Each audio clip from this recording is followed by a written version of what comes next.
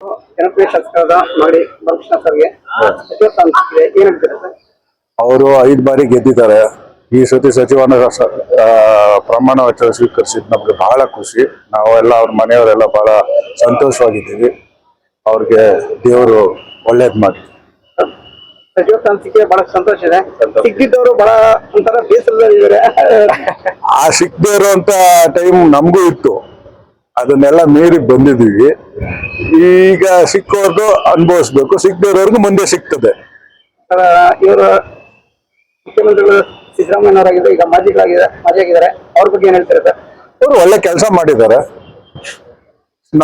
ನಮ್ಮ ಮುಖ್ಯಮಂತ್ರಿ ಈಗ ಇನ್ನು ಮುಖ್ಯಮಂತ್ರಿನೂ ಒಳ್ಳೆ ಕೆಲಸ ಮಾಡ್ತಾರೆ. ಡಿ ಕೆ ಶಿವಕುಮಾರ್ ಸಾಹೇಬ್ರಿಗೆ ಅವ್ರ ಬಗ್ಗೆ ನಿಮ್ಮ ಅಭಿಪ್ರಾಯ? ಒಳ್ಳೆ ಕೆಲಸ ಮಾಡ್ತಾರೆ ಅಂತ ಹೇಳಿದ್ನಲ್ಲ. ಸ್ವಲ್ಪ ಭಾಷೆ ಕಟುವಾಗಿರುತ್ತೆ. ಅವ್ರು ಬಂದಿರೋದೇ ಕಟುವ ಕಡೆಯಿಂದನೇ.